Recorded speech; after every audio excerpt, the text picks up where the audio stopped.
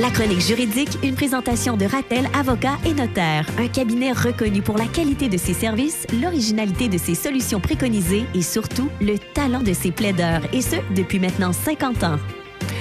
Au cours des 2 prochaines semaines avec Maître Annie Desrosiers, qui est notaire, nous allons parler de succession. Bonjour Annie. Bonjour Marie-Josée. Et que ça va être intéressant, oui. Mais en même temps lourd. Il y a beaucoup de choses à dire sur ça. Oui, c'est sûr que c'est un sujet triste, hein? On s'entend là-dessus, mais par contre très important.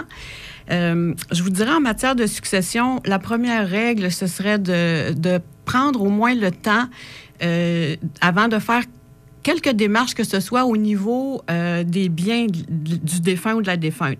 On peut prendre les procédures pour faire les funérailles. Tout ça, ça ne nous engage pas à être présumé avoir accepté une succession. Mais je vous dirais, la première chose, c'est, après avoir fait les démarches pour les funérailles, c'est vraiment de faire un bilan dans notre tête pour voir est-ce qu'on va être face à une succession qui s'avère manifestement solvable, c'est-à-dire qu'il y a plus d'actifs que de passifs, ou est-ce que c'est une succession qui s'avère insolvable, ou une succession, je ne le sais pas, donc je prendrai des précautions. Quelqu'un va nous le dire, ça? Oui. En fait, la première démarche que les gens font quand il surgit un décès dans notre entourage, c'est certainement les démarches pour régler les funérailles. Donc, le premier lieu, je vous dirais, les gens vont se rendre d'abord dans une maison funéraire pour faire organiser les funérailles. Et là, les maisons funéraires, eux, ils font déjà certaines démarches un peu dans le cadre d'un règlement de succession, mais des démarches utiles qui ne mettraient pas dans le pétrin des héritiers qui, éventuellement, vont refuser la succession parce qu'elle s'avérera insolvable. Donc, la première étape dans un règlement de succession, c'est la preuve de décès. Et cette preuve de décès-là, en fait, il y a un bulletin de décès qui est émis par l'hôpital, qui est transmis à la maison funéraire. Ça prend combien de jours? Ça se fait assez ça se fait instantanément. Okay. Dans le fond, le médecin qui constate le décès complète le bulletin de décès. C'est la première preuve de décès. Et là, la maison funéraire, elle a l'obligation d'envoyer ça au directeur de l'État civil pour que le directeur de l'État civil soit informé du décès et puisse l'inscrire dans ses registres. Donc, moi, quand un client m'appelle pour ouvrir un dossier de succession, la première preuve de décès que je vais prendre pour ouvrir le dossier, c'est l'attestation de décès de la maison funéraire. Donc, c'est pas la preuve de décès officielle, mais c'est la preuve de décès qui nous est transmise en premier lieu. Suite à ça, bien, il faut faire ce qu'on appelle les recherches testamentaires, parce que pour régler une succession, il faut s'assurer qu'on a les bons héritiers et qu'on a le bon liquidateur.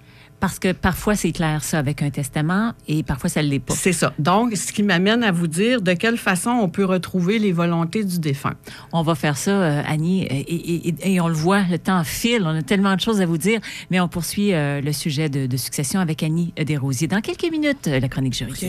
Avec Maître Desrosiers, nous parlons de succession aujourd'hui, et avant la pause musicale, on se disait, le défunt, on fait les procédures pour les funérailles. Bon, c'est ça. Après avoir réglé le cas des funérailles, dans le fond, là, il faut se demander qui sont les héritiers et qui sera le liquidateur, c'est-à-dire l'administrateur de la succession, celui qu'on appelait autrefois l'exécuteur testamentaire, là, pour les personnes un peu plus âgées. Donc, comment le testateur ou le défunt a pu laisser ses volontés? Il peut avoir fait un testament, soit devant notaire, soit écrit de sa main, soit devant témoin. Ou plusieurs de ses réponses. Un pouvant annuler l'autre. Et peut aussi, dans un contrat de mariage, pour les gens qui sont mariés, il y a ce qu'on appelle une clause au dernier vivant les biens qui peut être incluse dans un contrat de mariage. Et là, les gens peuvent avoir retrouvé dans les papiers du défunt un testament, ou parfois les gens, avant de décéder aussi, le disent. J'ai fait un testament, il est à tel endroit. Ouais. Bon. Sinon, si en fouillant dans les papiers du défunt, on découvre un testament à la main ou devant témoin, ces 2 testaments-là, si on confirme qu'ils sont les derniers testaments, devront être vérifiés par la Cour. On a combien de temps pour faire ça? Bien, en fait, la loi donne 6 mois au liquidateur pour faire un bilan, un inventaire de la succession, pour arriver à une conclusion que c'est une succession solvable ou insolvable, et être capable de dire à ses héritiers, ben voilà, vous devriez accepter cette succession puisqu'elle s'avère solvable, ou vous devriez refuser la succession parce qu'elle est insolvable, ou si on a des doutes, on va utiliser les procédures qui sont prévues dans la loi pour nous protéger, les héritiers et le liquidateur, éventuellement, à ne pas être tenus responsables des dettes. Mais vous, en tant que notaire, Annie, il se passe combien de jours avant qu'on ouvre le testament? Bon, dans le fond, quand les gens viennent nous voir, on leur demande de nous apporter l'attestation de décès de la maison funéraire. C'est notre point de départ pour ouvrir le dossier. Et là, on fait ce qu'on appelle des recherches testamentaires auprès de 2 registres, c'est-à-dire le registre des avocats, alors au barreau du Québec, et le registre des notaires. Et ça prend environ 1 mois avant d'avoir le résultat de ces recherches-là qui nous confirmeront qu'il y a un testament qui a été fait soit devant un notaire ou un avocat ou qui nous confirmeront qu'ils n'ont aucun testament de retrouver dans aucun des registres. Et là, on continue à chercher à la maison. Oui, pendant et ce là, temps-là. si on n'a rien retrouvé dans les papiers du défunt, eh bien, c'est le Code civil qui va déterminer qui sont les héritiers. Donc, au bout de notre plus ou moins 30 jours où on a reçu le résultat des recherches testamentaires qui nous confirme qu'il n'y a aucun testament et la famille n'a rien retrouvé. À ce moment-là, le Code civil, lui, nous dit qui sont les héritiers. Je pense qu'on devrait faire une chronique tout le mois de février, Annie, là-dessus. Oui. On va se retrouver d'ailleurs la semaine prochaine. Oui. Puis là, j'emploie le mot héritier, mais en fait, le bon mot serait successible. Fait qu'avant d'accepter une succession, on est ce qu'on appelle un successible.